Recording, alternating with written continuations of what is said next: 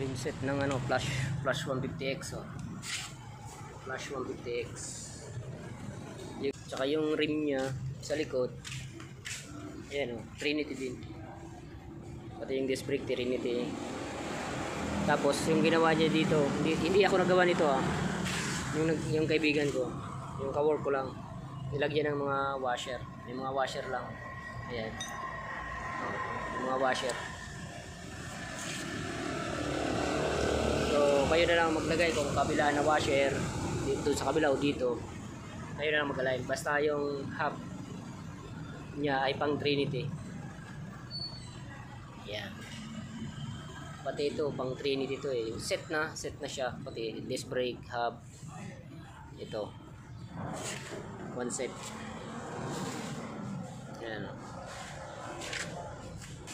Plus 150X.